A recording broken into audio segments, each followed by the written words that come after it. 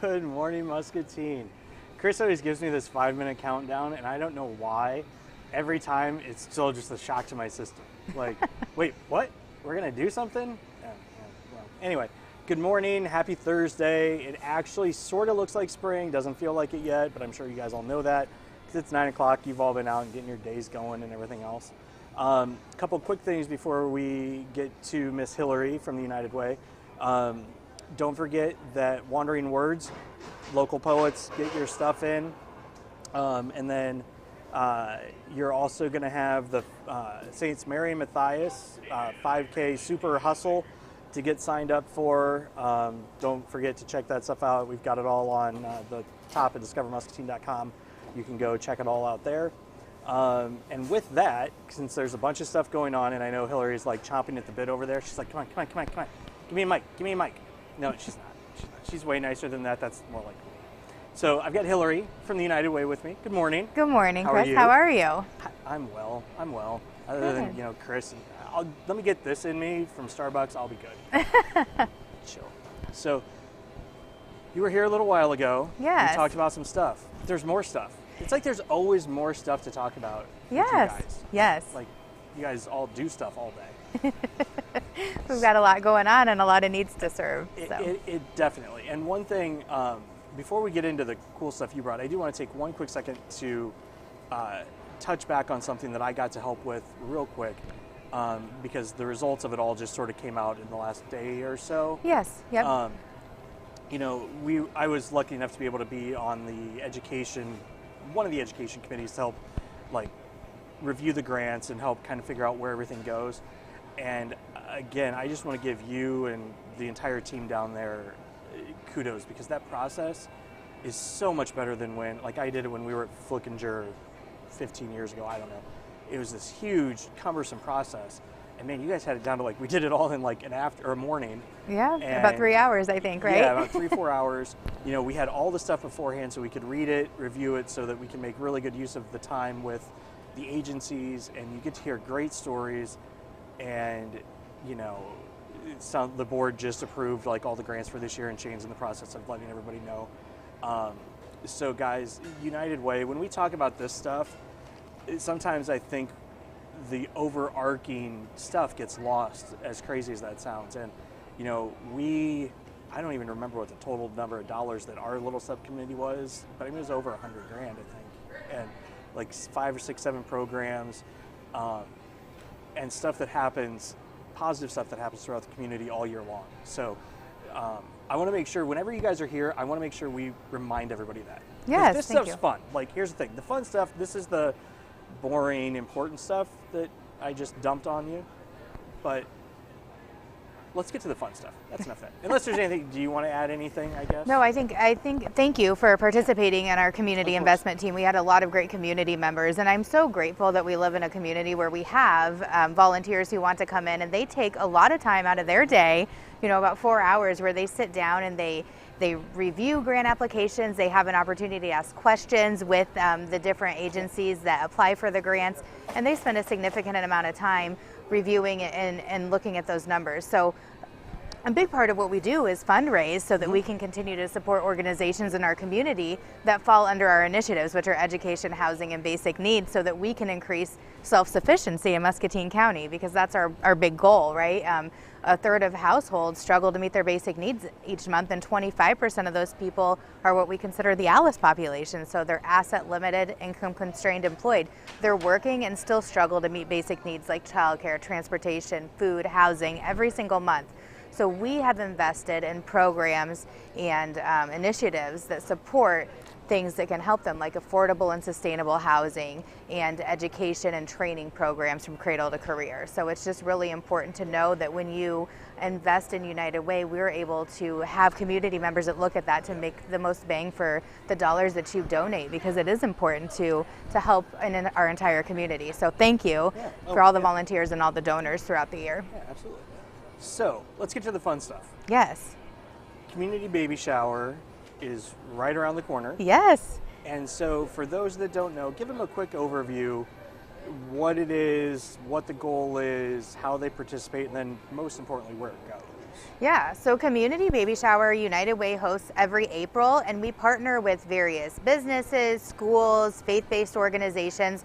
So businesses in town can tell me that they want to participate in the baby shower, and they can set up a donation box at their location so their employees or customers can bring in needed baby items. I will send you, if you want to do that, a flyer which lists the baby items. Some examples are diapers, wipes, onesies, bibs, lightweight baby blankets, formula, those kinds of things. The common stuff. The common stuff that babies need. Yep. And so we also accept monetary donations so that we can keep that in a separate fund, so that when agencies, partner agencies throughout the year have clients that need things like maybe a car seat or a high chair, whatever that might be, we're able to draw from those funds to supply those to people who need it in our community.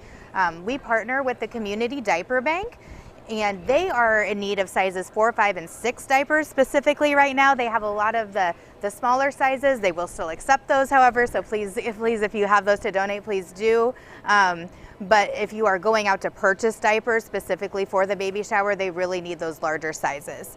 LSI Hopes Program, the Muscatine Center for Social Action, or MCSA, the Muscatine Community Y Family Services, Salvation Army of Muscatine County, and Trinity Public Health are all the agencies that receive those donations. So those agencies serve outside of specifically Muscatine. They also serve the greater Muscatine community, and some even go into Louisa County a bit. So which is wherever really you're located, I mean, we all know that half of Louisa is really part of us. Yes, absolutely. We may joke that they're part of Missouri every once in a while, but we know they're not. Absolutely. They're us. Yep. So those are some places. We have had a few businesses notify that they are going to be collecting items for the baby shower. So Community Bank and Trust will have donation bins at all of their locations. So 2 here in Muscatine, 1 in Wilton, 1 in Wapello, and 1 Columbus Junction. So wherever you're located, you can drop off items there to be collected for donation. Pierce Furniture is going to be collecting items, and then we've sent out the information to various other entities in town. So just watch for their social media or flyers popping up around town for collection sites for the community baby shower. You can also drop off items directly to United Way as well. We're located at 615 Cedar Street, 2nd floor of Community Bank down there. And so you can just ride the elevator up to floor two and drop donations off generally between 8 and 4 p.m. That's awesome. So,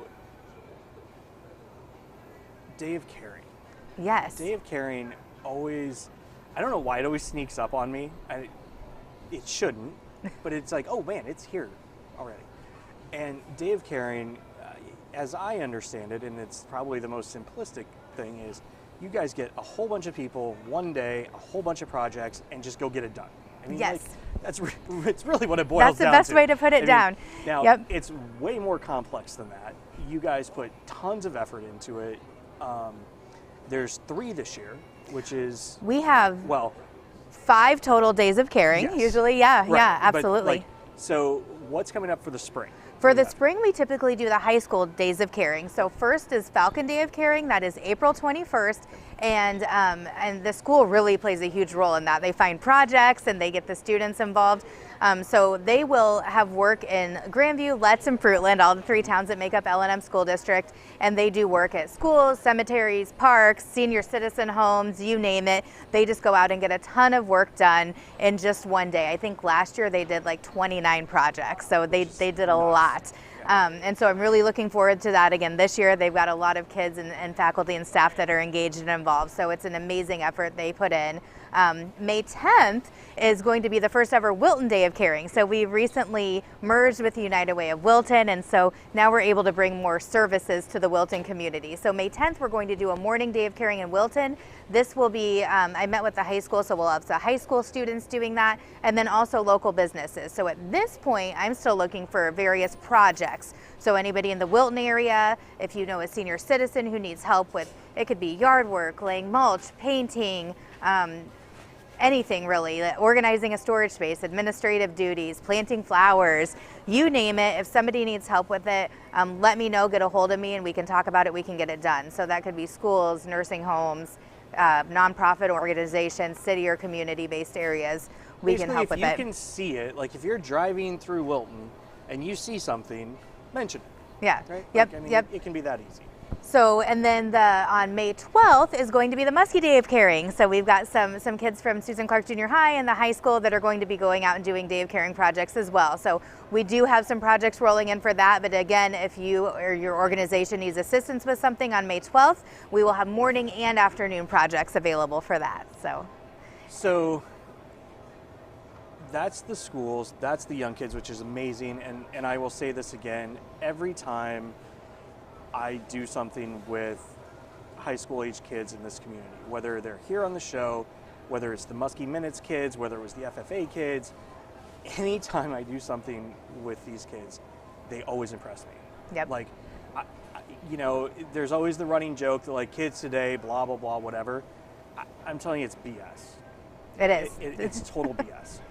These kids are exponentially more mature than I know I was at that age, and I know there are some of you out there watching who will back that up, probably even more mature than I was a couple of weeks ago. But they do a great job. And I think things like Day of Caring and like the Silver Cord Hours and things like that contribute to that. And so that's one of the other amazing things that like you don't think about. Okay, Day of Caring, it seems like, yeah, great, we're gonna go fix a whole bunch of stuff, get a whole bunch of projects done. But you don't also see those longer term results, right? Right, and they do. I mean, we've got some great youth organizations in town. Key Club's one of them. I get to go to that, and those kids do a lot of great work. They just made a whole bunch of tie blankets for the homeless shelter, transitional housing, and they're always doing stuff. 2 weeks ago, maybe a week and a half. Well, they were here the day of the mess at the high school, and man, they just like laundry list of stuff they do, and it's crazy. Yes, they're fantastic. They're fantastic. So I've decided we need to get like a breaking news graphic and like crazy thing, because Hilary's got some breaking news. First public release of this, folks, right here. Yep, right here on Discover Muscatine. So we have the date for the citywide Day of Caring is going to be September 20th, 2023. The luncheon's going to be at the Central Middle School Gymnasium, and we'll likely have the breakfast there too. So save the date, September 20th, 2023 will be the citywide Day of Caring here in Muscatine. Yep, so that means put it on your calendar to be there and work, and also start thinking about projects. Start, getting your mind into let's kick the crap out of some projects. Yeah, with that, I'm going to surprise Chris too, because I hadn't considered this before, but we are having a t-shirt logo design contest. So kids, kindergarten through 12th grade, can design the logo for Day of Caring, and that logo will be on every Day of Caring t-shirt for the entire next academic year, I guess, if you will. So it runs from September, and then the following September we get a new design. So while it may say for Falcon Day of Caring, and Wilton will say Wilton, it is the same design that is on all the shirts. So the winners need to submit those to me by July 1st, and that can be to my email at Hilary, Hilary, at unitedwaymuscatine.org. You can drop it off at our office, however that works. And then our Day of Caring committee, I have a wonderful group of volunteers who help me put together all of these amazing Day of Caring projects, and we review those and select the design. The winner will receive, of course, a shirt and a $50 gift card. So what would happen if somebody who's not in school snuck an entry in? I'm just thinking. They may be embarrassed because they might have to go up against like the other kids I can guarantee you I would get smoked. There's a reason I don't do our graphics. I can tell you what looks good and what doesn't, but I surely cannot do it. Yeah, we have some amazing artists in our community. I actually just received a design from somebody at Flickinger Learning Center, and it's so cute already. It's the first one to roll in. So I'm super excited to see what else the kids in our community come up with. So, okay, so we've covered some needs, we've covered work. Let's cover some fun stuff, right? Yeah. It's Derby time. Yes. Right? Yes. So what do you guys do for the Derby? It's back. It's back, yes. Night at the Races is back. So we have not had this event since 2012, and we are bringing back Night at the Races, which is a super fun fundraiser event to support education and housing programming in Muscatine County. And essentially what it is, it's going to be at Geneva Country Club. We have pre-recorded horse races that we were able to attain through Night at the Races, which is a fundraising event company. And people can essentially bet on which horse will win each race. So we will have 6 races with 12 horses in each race. We'll have funny money there for people that come, so you can bet on the horse that you think is going to win, and then the winner in second place will receive payout with the funny money, so then you can bet on race 2. At the end of the night, the winner of the final race will receive like an award of some sort, so they can be like the night of the race's champion.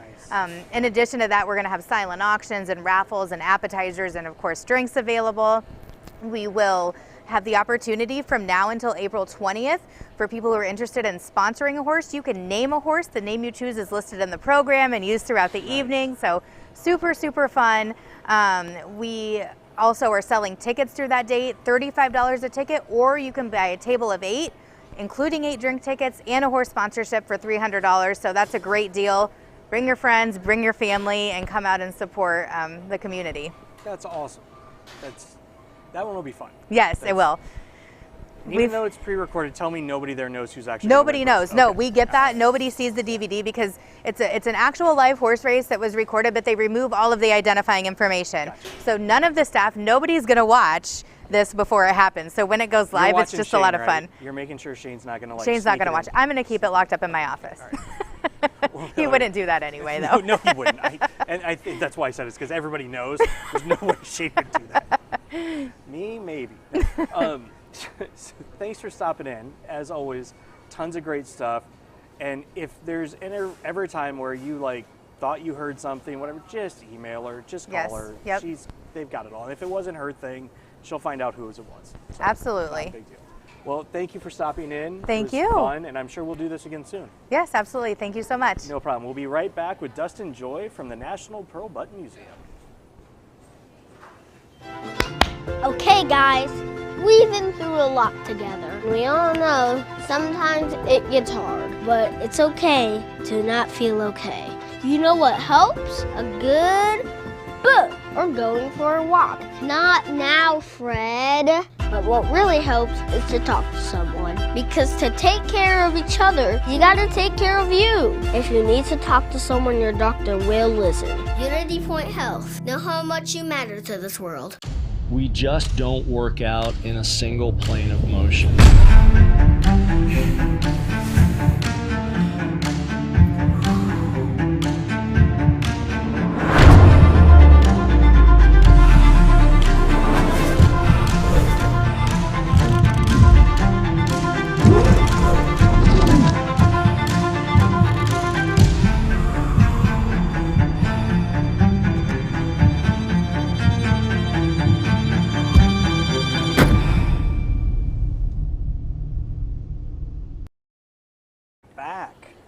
A really long break there.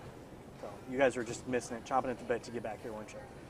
So my next guest is the leader of the National Pearl Button Museum at the History and Industry Center. Basically, it's the cool thing downtown with the big green across the top. And I'm going to tell you folks, this one is kind of near and dear to me. I was on the board for 5, 6, 7 years, and through kind of a transitionary period that kind of set up, I don't want to say set up what you did, but you guys were able to take it to the next level, which is awesome. So if you could, Dustin, even though I've said your name like 6 times, if you would just introduce yourself and kind of like what your role down there is, and then we'll kind of dive into the fun stuff. Yeah, I'm Dustin Joy. I'm the director at the National Pearl Button Museum. I have a pretty fun job, actually, but my job is to be a cheerleader for this organization, which I believe in and which I think is a great asset to the city of Muscatine. We bring in, last year we brought in 7,000 visitors to Muscatine. They come to see this interesting and important history, and then they go eat at restaurants downtown, and they stay at hotels in town. So it's an easy job from the perspective that I get to do what I believe in, and I'm fortunate to have a good staff there who makes this all an easy job for me. I have Thalia Sutton, my assistant director, who's very competent and capable and trained in museum work, and Veda Baker, who's just a local institution. Her art is everywhere and it's remarkable. And Eileen Forbes, who is a great docent and tour guide, and does everything else around the museum as well. So promoting this institution is very near to my heart, and it's an easy job because I believe in it. Well, and the great thing, what I've always loved about it is it covers everything from the beginning of Muscatine through, you know, nowish, right? Yes. You know, obviously there's a lot of focus on the pearl button history because that is a huge portion of our history, right? And it's the most unique. It's something no other community has. But the other part of it, and that's like the main floor when you walk in, and that's, you know, I think the thing that a lot of people immediately connect. But the other part that I love is upstairs, which upstairs I think sometimes doesn't get as much attention as the pearl buttons, which is fine because the pearl buttons are cool. But it's got the stories of a lot of our industry, right? Yeah. Which on one hand, you're like, our industry, that's kind of boring, but it's not. When you look at like the H&I story, the Kent stories, the Carver stories, even MPW and Musco, you look at those stories and they're what built the culture of Muscatine right after the pearl button era, right? And you guys do a great job of like connecting it all. You know, it's a history that a lot of people know a little bit about, but there are some really remarkable facts about this industry. And as you say, it's unique to Muscatine. Right inside the door, we have a little display that talks about how in 1905, Muscatine made 1.5 billion pearl buttons. Well, that's kind of an abstract number, but if you do the math on that, button being 1/8 of an inch thick, that's a stack of buttons 2,900 miles high. And they did this every year in a town of 12 or 15,000 people. In addition to that, these were all made from living creatures that they pulled out of the Mississippi River. So there's a couple of aspects that are interesting, I think. The fact that a little town had the production and technology to build this. They built their own technology to make these machines. But also there's the story of the mussels, and it's another one of these cautionary tales we have to learn over and over about the use of natural resources.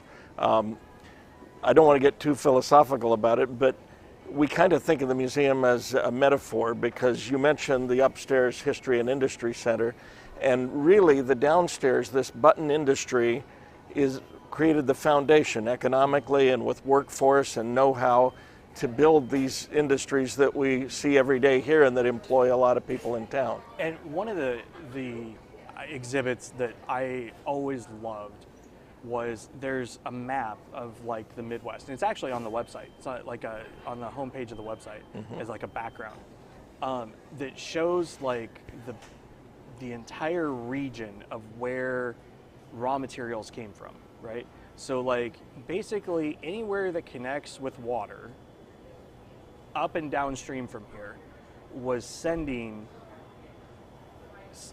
material here at some points. You know, like that's right. They, you know, at that rate of consumption, they used up the supply of freshwater mussels in this region quickly.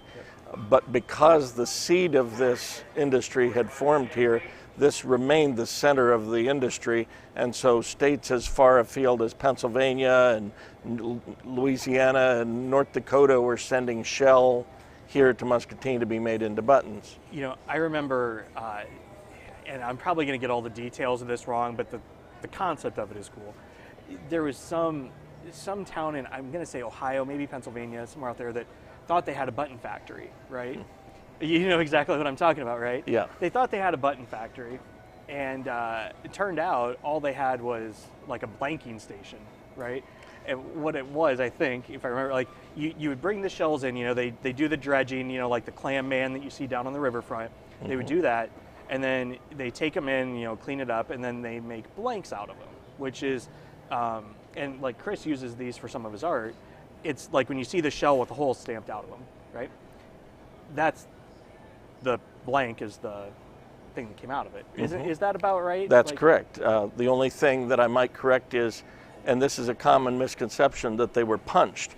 This is a very brittle material, so each one of these 1.5 billion button blanks were drilled with a hole saw. Yes. And so that just adds to the unbelievable aspect of this little town doing this much production. Yep.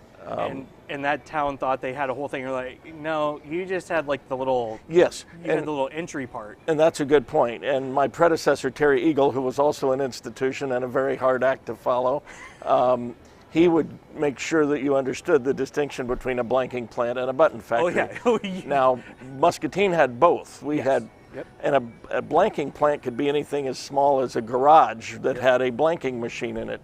If you had a supply of shell, you could drill out the blanks yourself and sell these at a premium to the button factories. Most of the button factories based here also had regional blanking plants in places like Paducah, Kentucky, on the Ohio River, many places in Iowa and Illinois, because it didn't make sense to send shell to Muscatine when all you wanted were the blanks. Yep. Yeah. And so I always thought that was like this cool story of like, oh, we're super cool plural button people, and I think it was Terry was when that, like, no, you're not. Like, I mean, it's cool, but yeah. So I always thought that one was really neat. But if you haven't been down there, when did you guys get the big new exhibit? That was what, 2 years ago now? The muscle exhibit was fall of 2021. So about 2 years ago. If you haven't been down there since then, you definitely need to go down, because you guys did a tremendous job of creating an entire new exhibit. What all does the new one go through? Because I'll slaughter. Well, thank you for that, because that's one of the first projects when I was just getting my feet wet as a director here. We worked a lot with biologists from U.S. Fish and Wildlife and Iowa DNR to make sure we got our facts right. But we've always had a small exhibit about the mussels. But I felt that they deserved a little more press here, if you will, because, again, there are two unique aspects to this interesting business. One was the fact that we could make this kind of production in a little town, but the other are these mussels, these living creatures, and they're fascinating creatures, really, even though they're below the surface, so people don't think about them very much. So our exhibit explains some of the biological differences between clams and mussels and oysters. It talks about the interesting way they reproduce. Every freshwater mussel species requires a fish host during part of its life cycle. That's pretty unique in the animal kingdom. And if you think about it, it evolved that way because these are creatures that live in an ever-changing environment, but they only move a few feet at a time by pushing this little foot around. So by using a fish vector, they can travel upstream and downstream and so forth and form new colonies. So that's pretty interesting too. And then through a generous donation from the U.S. Fish and Wildlife Service, we have a mega-sized replica of the biology and inner parts of a freshwater mussel. That's quite interesting to look at. And we also have an interesting video from Iowa PBS, which talks a lot about this biology and some of the conservation efforts on mussels. Yeah, and that's, there's so many aspects of this. Like, you talk about, like, how did it all actually start? Basically, a guy in Germany looked at a map and said, it goes west and it turns. I think they'll drop there, and he literally comes over, and then that's like how it all started, right? It all started that way with one man with an idea, and it grew unbelievably quick. John Beppel, this German immigrant, came here. He made a few buttons out of the local shells, made some money at it. Yep. Other people realized that this was a free natural resource that they could make some money with at a very low expenditure in terms of investment. So Beppel started his first shop in 1891. In 1905, the town was making 1.5 billion buttons a year. Yep. So that was a tremendous, Terry again called this the gold rush of the Midwest, and it very much was, because it brought a lot of capital here, it brought a lot of people here to work in these factories, and it really, again, built the foundation of this town. And what's really interesting to me is, like, when you look at that, it also laid the groundwork for labor conversations. It laid the ground, like, there's so many things that had a national impact that came from here. Yeah. And then, and you even think about these dates, and this is where I think a lot of people in town that I've had conversations with aren't able to put this piece together. So this all starts just prior to 1900, right? Mm-hmm. So 1905, we're at 1.8, built whatever, crap ton, right? That's only 40 to 50 years from prior to World War II, and you think about coming back from World War II in Muscatine, that's HNI, that's Kent, that's like when all this stuff started, right? Right. And so if you think about it, we're sitting here in 2023, 30 years ago, that's like 40 years ago, that's like the 80s. That'd be like my lifetime ago. That's the start of those big businesses, was only a half a lifetime from the pearls, right? Right. And that's, I think it seems like they're so separate, but yet they were really just like back to back. Even the button industry itself survived longer than a lot of people think. The McKee Company and the Weber Company were still making buttons in 2019, I believe. Yep. Obviously, they had switched over to making plastic many years ago, but it is all intertwined, and I think, again, that where the lumber industry probably boosted the capital opportunities for the pearl button industry when its time came, certainly that helped build up the capital and workforce for people like Max Stanley, who got HNI started. Well, yeah, and then you look at, okay, so then take the Kent organization, who is now opening another new plant for the pet food group. So like, it's all built. Right. One upon the other, and then I can't wait to see what comes next. Like using not that I want HNI, not that I want those to go away, that's not the statement, but like what does Muscatine get to build next? Because the entrepreneurial spirit has been with us from the beginning. So, and these corporations have contributed to our success too. We're not a publicly supported museum, and I keep wanting to tell everybody that because we need people to come to our fundraisers and donate to the museum. Yep. But we also have useful partners in these corporations that they believe in the history of this town too, and they understand the implications of this industry and keeping this history alive. So places like Kent and MPW and Carver Pump and Bayer, HNI, these are companies that have kept us going as well through their generous support. Yeah, and so speaking of support, guess what? There's a fundraiser coming up, a couple days. Yep, we have a trivia night, April 1st, that's Saturday. I think it's going to be a lot of fun. My wife and I actually met doing a Scholastic Bowl at our high school together, so we've been trivia nuts ever since. And so one of the things I've wanted to do is have a fun trivia night at the museum. A lot of people ask, well, is it all going to be about buttons? No, it's not going to be about buttons. Now, there may be a button I would go do that. I think I could do pretty good at that. I think you'd be good at that. I think I could do pretty good. You'd probably be good at a lot of the local history stuff, I assume. I don't know. I screw it up a lot, though, too. But if you're interested, please call 563-263-1052 or email me at Dustin, D-U-S-T-I-N, at muscatinehistory.org.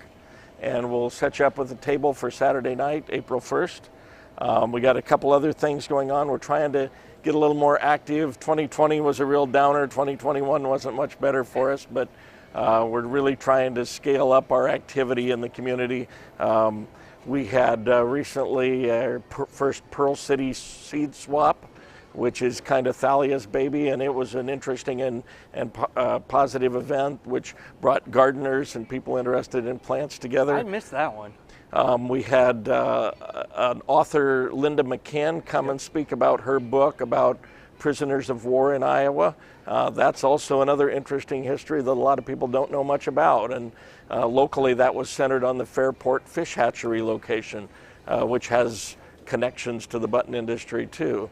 Coming up May 6th, Mother's Day, or the day before Mother's Day, we're having a Mother's Day craft workshop led by Veda Baker, and She is, again, just a remarkable artist. It's worth coming into the museum just to see some of Veda's work there. And she also teaches classes out at the Art Center. This is a chance for a fairly nominal fee to come and learn from a master and do some Mother's Day crafts.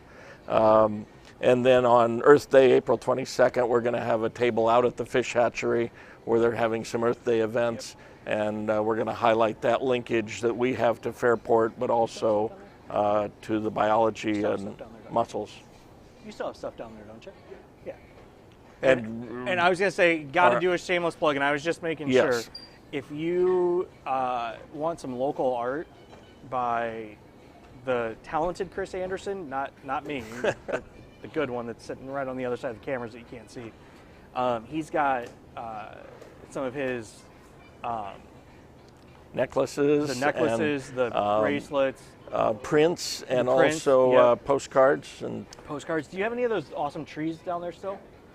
So those are neat. And you can also walk out the front door and see the most amazing mural you can imagine on the building next door, which is pretty remarkable work. We have a lot of local talent, and Chris Anderson is certainly one of the that one, not this one. Both this one can't.